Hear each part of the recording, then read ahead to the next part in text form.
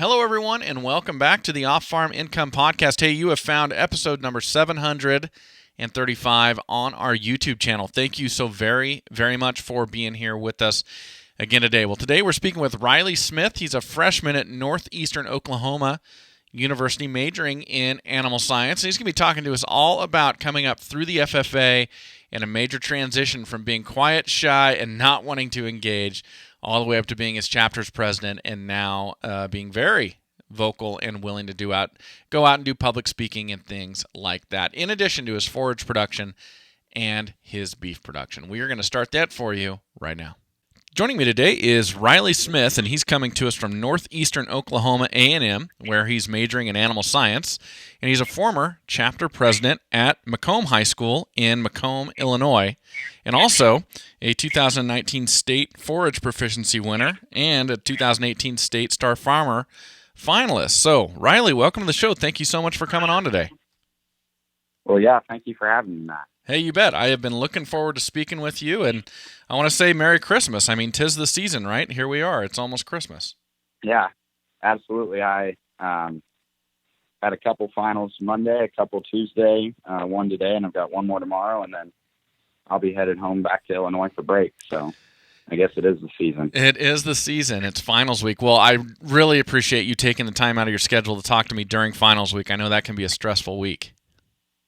Absolutely not a problem. It's kind of nice here to take a break from studying for a minute. So. And this is your first semester in college, is that right? Yeah. Yeah, it's kind of a different experience. I can remember back to my first finals week where everything just stops and your only responsibilities that week school-wise are just 4 or 5 tests and that's it. And it's a weird experience compared to what you were doing just last spring in high school where you had to be there for a certain amount of time, isn't it? It is, yeah. I mean, I'll have a final until 10 or finals until noon, and then I'm done. And it's a little bit more difficult to manage that extra time wisely, I guess. Yeah. I've been making it work. Well, good for you. I think back fondly on those days, but those days are long in my rearview mirror. You know, where they say objects may be closer than they appear. That is not the case for me with college. That seems like a long time ago now. Yeah. Well, let's talk about you. I'd love to introduce you to my audience. How old are you? I'm 18 years old, coming up on 19 here pretty quick in January. Okay. Well, I'll give you a preemptive happy birthday then in addition to the Merry Christmas. And when you head home for Christmas break, are you going to be on a farm or are you going to be in town or something kind of in the middle? Yes, I'll be back home on the farm. On the farm? Okay. What do you and your family do there on the farm? We farm about 1,000 acres of corn and soybean rotation and then run close to 100 head of limousine and Angus cows. It's mostly oriented around cow-calf operations. So. Okay. Very interesting. Okay, we're going to circle back around to that here in just a moment. So how long have you been part of the FFA? Joined when I was a freshman. We don't have a discovery program at Macomb yet, so I didn't join in junior high, but I jumped on board at the beginning of high school. Okay. What made you want to join? Why was this something that was important to you? You know, I've heard a lot of stories of kids, they get asked why they joined, and it goes back generations. But for me, the Macomb FFA program actually was taken out of the high school in 1988, and neither of my parents were in FFA. But just growing up on a farm and being involved in agriculture, I knew that I wanted my future career to be something in the agriculture industry and to get a head start on things. I knew FFA would be a good place to start. Okay, very good. Well, did you prove yourself right? Was your theory correct? Yeah, I was extensively involved in athletics before high school and then my first 2 years in high school. And then I actually stopped playing my junior year and kind of focused on the FFA. And as much as I miss sports, I don't really regret it. I just think the FFA has definitely helped me become who I am. That's great. Well, it really is a statement, I think, when you are an athlete and you are playing sports and you go, well, I have found this thing over here, and this is where I want to focus my attention. I think actions can speak a lot louder than words sometimes, right? Yeah, absolutely. I was the quiet kid in the back of the class who didn't look up from my desk and did not want to be called on, didn't raise my hand. Uh-huh. And, the FFA, CDEs and LDEs, like public speaking and things like that, really helped me get outside of my comfort zone. Very good. Well, I hear that a lot on this show. I interview a lot of FFA students, and that's probably the thing I hear the most is just that they came into the FFA, they weren't necessarily outspoken, maybe a little bit introverted or something like that, and FFA helped to kind of force them, out of that comfort zone and opened up a new kind of world of possibilities to them. Yeah, I could absolutely say that. Very cool. Well, great. Thank you for sharing that with us. Well, along the lines, you became an officer, so obviously you got way outside of your shell. So how did that all come about? How did you decide to be on the officer team and ultimately be your chapter's president? Yeah, so when I was a freshman, we interviewed for green hand offices, and I did not want to do it. Mm-hmm. I didn't do creed speaking. I did not really take part in much as a freshman, honestly. And my mom kind of shoved me into it and said, "You're going to do this because it's a good opportunity." Mm-hmm. And I went and talked to my advisor about it and got things set up. And I was actually fortunate enough, walking out of that interview, I had no idea what had hit me, and this question seemed so difficult. But I was actually fortunate enough to be selected as the Green Hand president that year. Uh-huh. And that's what really kind of kicked things off.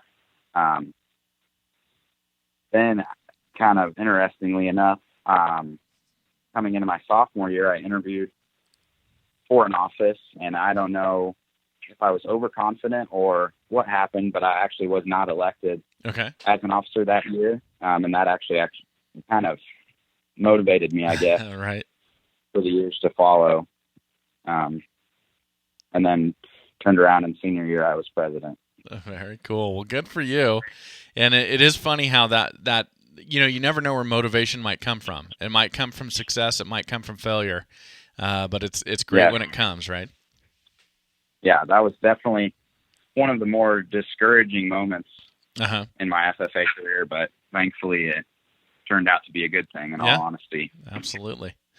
Well, cool. Well, now you find yourself at Northeastern Oklahoma A&M. So, for a guy like me that lives out in the West, that sounds like it's a long ways from Illinois, but I don't think it's really that far because you're pretty close to Missouri, which borders Illinois, right? Right. It's about a 6.5, 7 hour drive, depending on traffic and it's not. But okay. Well, tell us about this. So, how did you wind up going to college in Oklahoma as compared to Illinois, or maybe just a state that borders Illinois? So, I showed cattle growing up and was involved with livestock judging and all those types of things. And in July, up until July, actually, I was enrolled at Lakeland College in Mattoon, Illinois. Okay. And then I attended the 2019 Limousine Junior National Cattle Show in Springfield, Missouri. Mm-hmm. And a friend of mine that I grew up showing cattle with, good family friends, I'd heard of NEO, but didn't know a ton about it. And her mom was actually wearing an NEO agriculture shirt. So I walked up to her and asked her why she had the shirt on, and she informed me that she had recently been selected as the new agriculture department head chair. Okay. And so this kind of got the wheels turning in my head, like, should I change my college choice? Because she could provide me, some extra opportunities maybe, or, it's good just to have that family in town there with me.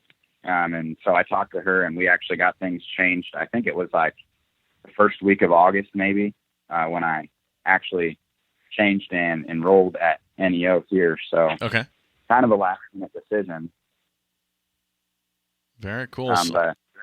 But the Dr. Mary Booth is her name. She's the ag department chair here. Okay.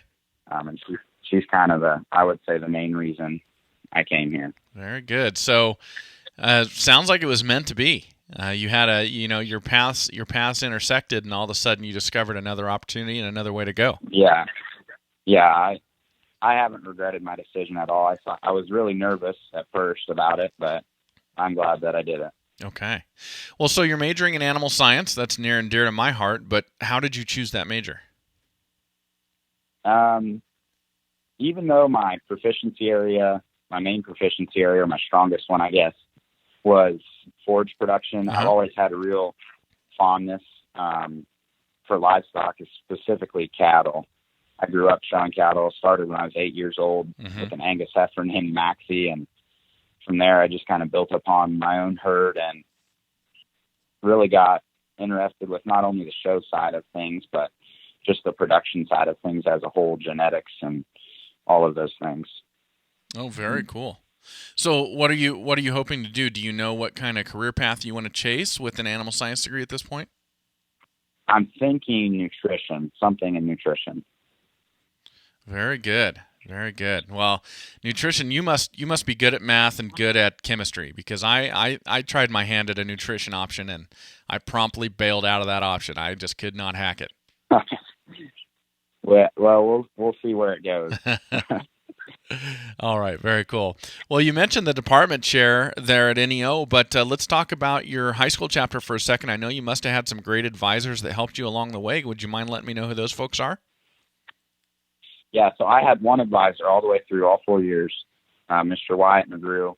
And like I said, well, I guess I didn't mention it. The chapter was taken out in 1988, and then it was put back in place in 2015. And he was, I believe there was 4 interviewees maybe, and he was selected as the FFA advisor and ag teacher at Macomb. Okay. He was an Illinois state officer back in 2006, I think. Don't quote me on that. But, okay. I'm really, I was blessed with having him as an advisor. He was involved in everything from the officer team to competitions to, if we needed a cover letter or resume, he'd help us make that. If we needed letter of recommendation, something along those lines, he was just a good all-around advisor. Very cool. Well, that's great. Thank you very much for acknowledging him. Oh, yeah. He deserves it. All right. Well, I'm going to take a quick moment, Riley, and just acknowledge one of my sponsors and everybody. I'm going to be talking about Powder River Livestock Handling Equipment. Hey, let me tell you, it is the season of red and green, and if you've got Powder River equipment out in your stockyard, you've got some green equipment out there, that great green Powder River color, and they have been making quality livestock handling equipment, boy, for over 80 years now, starting out here in the West with some of the most rambunctious cattle you could ever come across. They have built equipment to handle those cows. They've built equipment to handle buffalo. I just did an interview about that a couple weeks ago. So everybody, I hope you're going over to powderriver.com, checking out everything that they've got to offer you, sweep tubs, squeeze chutes, calf tables, and everything else that you might need. We've got them right out in our stockyard. That is where we run our cattle through, a Powder River squeeze chute, and we use Powder River panels, and we hope you will as well. Check them out at powderriver.com. Well, Riley, I know you love cattle, and I assume that you've had to run a few through a pen and into a squeeze chute every now and then. Yeah, that'd be correct. that can be a rewarding moment with a sense of accomplishment, or it can be a super frustrating moment, depending on if your equipment's working well or not. I would assume you've probably had similar experiences. Absolutely. All right. Well, let's talk about your supervised agricultural experience. I know you said your strongest proficiency area was in forage production, but you're getting pulled towards that animal livestock. Kind of explain to us what you have been doing through high school with that SAE. So my forage production SAE, both my SAEs, forage production and beef production or entrepreneurship, and I was involved in those aspects on my farm from a young age. But taking part in an actual SAE program definitely helped me to, grow my responsibility skills. In my forage book, I started with about 110 acres of a mixture of alfalfa and grass hay, and then eventually grew that to about 160 acres when I was a senior. So, starting in the spring, I scout the crop for any type of pests, fungus, things like that. And then first cutting would come around, cut the crop with a disc fine hay conditioner, rake it, bale it. We actually had it custom baled from a neighbor. Just a lot of different skills. And I hit heavy on the responsibility part because I had to do it mostly myself, just with some advice from my dad. Mm-hmm. And the same goes for that beef entrepreneurship book. I would always help my dad with it when I was younger, but coming into high school, I was able to really develop my skills by doing it by myself. Very cool. Now, was this already an established grass and alfalfa hay mix, or is this something that you put in? Both. Yeah, yes and no. Most of the fields had already been sowed or sown, but a couple fields I did have to establish. Mm-hmm. And why did you do? I always play with that myself. I just planted grass into an older alfalfa stand this last spring, and rather than kind of ripping it out and starting over, did you plant the grass alfalfa mix on purpose, or is this something that kind of happened as one of the two stands thinned out?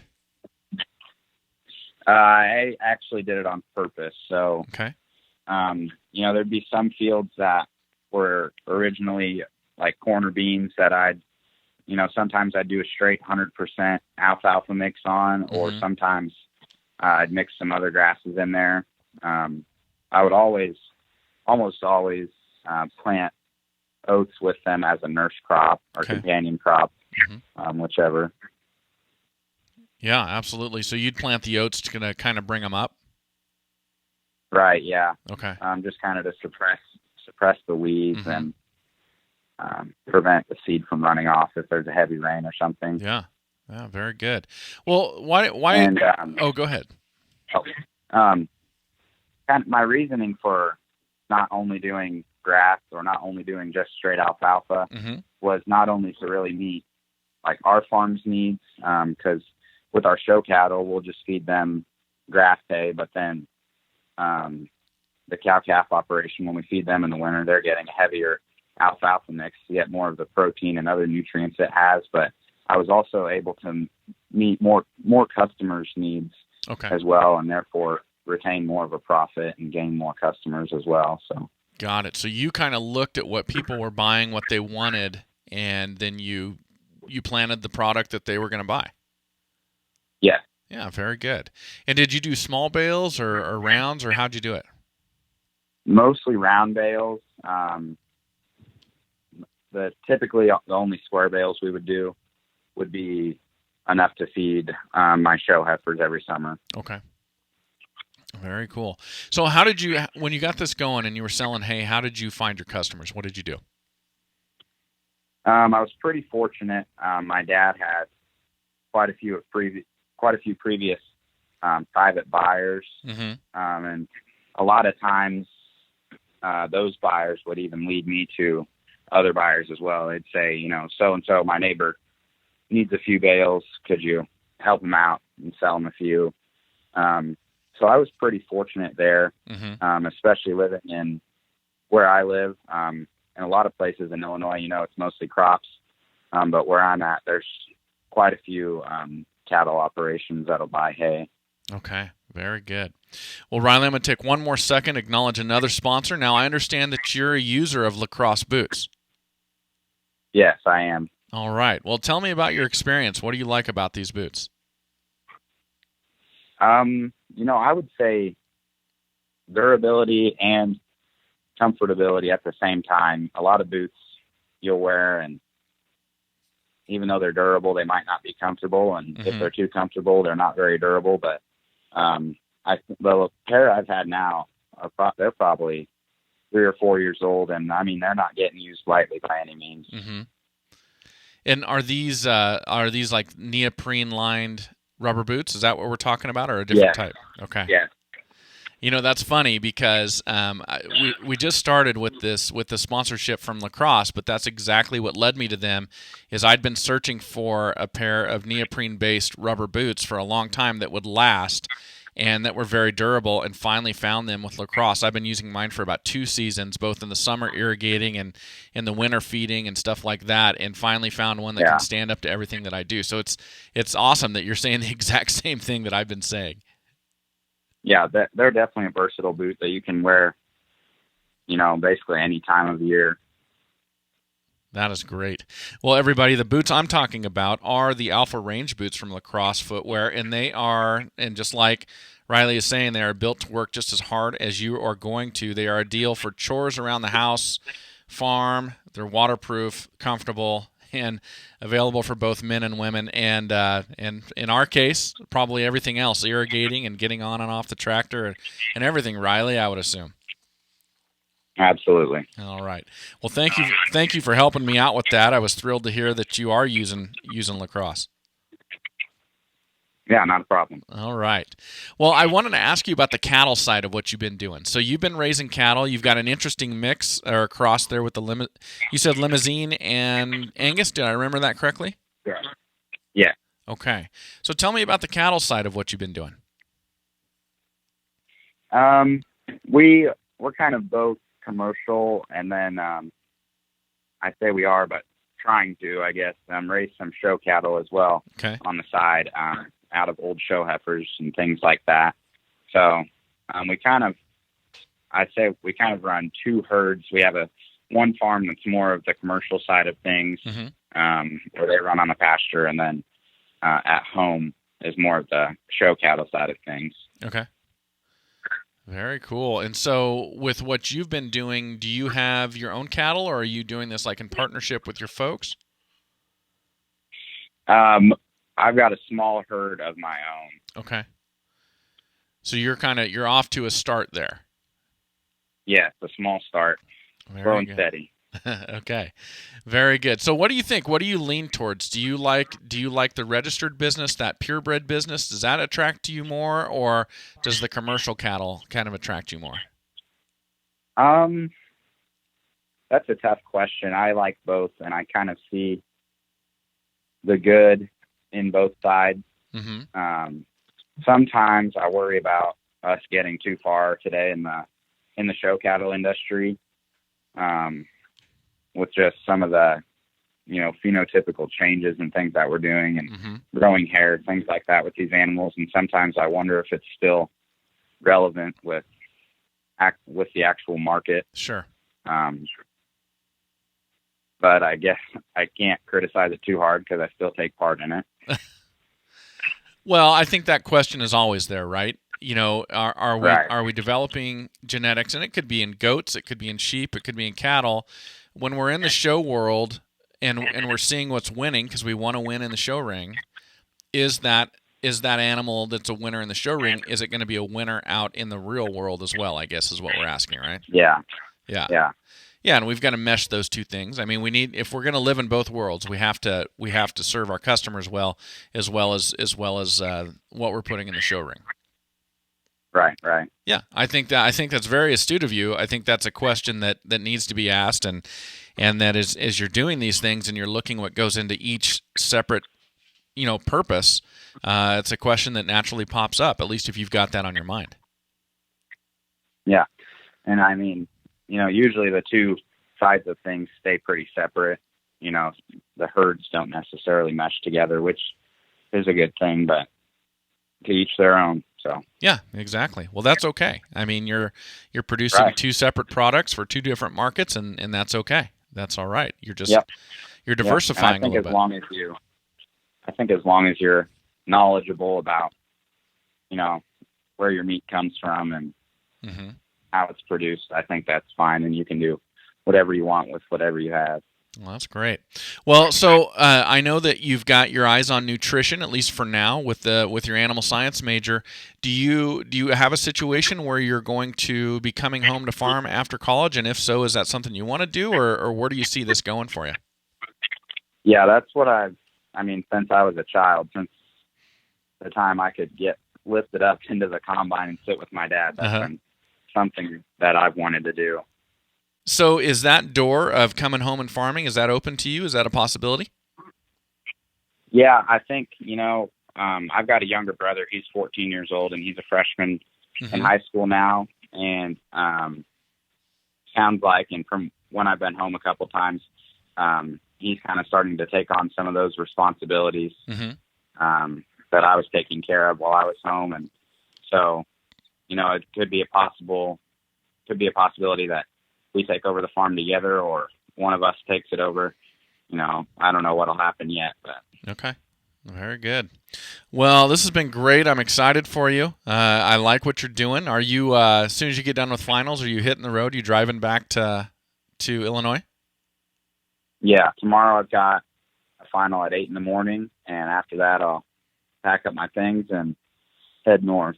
Very cool. I remember those days. Well, have a safe drive. Have a Merry Christmas, and thank you very much for coming on and sharing all this with us today, Riley. Yeah, absolutely. Thank you for having me. Well, thank you for being here, everybody. Thank you for listening to Riley's story. Really enjoyed having him on the show. Hope you all have a great holiday season. Merry Christmas to all of you. And as always, enjoy your journey to the ultimate lifestyle business, agriculture.